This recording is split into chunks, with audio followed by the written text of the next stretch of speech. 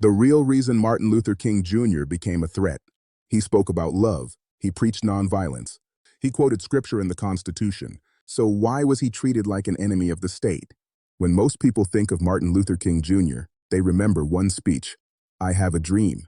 They remember the hope, the harmony, the vision of children holding hands. But what they don't always remember is what he became later. By 1967, King was no longer just fighting segregation in the South.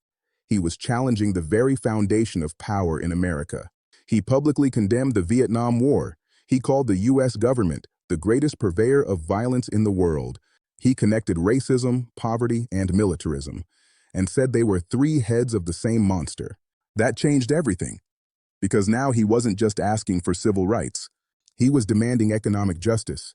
He launched the Poor People's Campaign, bringing together Black, white, Latino, and Native Americans to demand jobs, fair wages, and housing.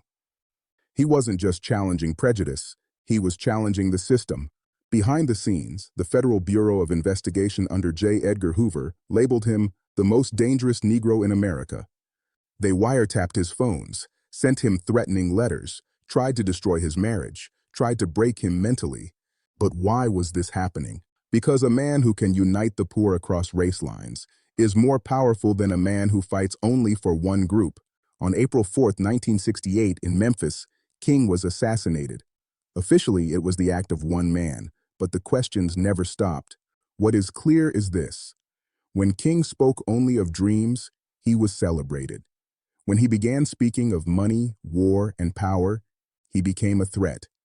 His death shook the nation, riots erupted, hope dimmed, but his message did not die, because the truth he exposed still lives.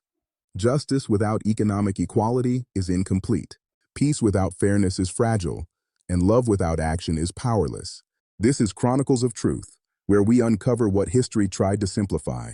Subscribe, like, share, comment, because sometimes the most dangerous man is the one who tells the whole truth.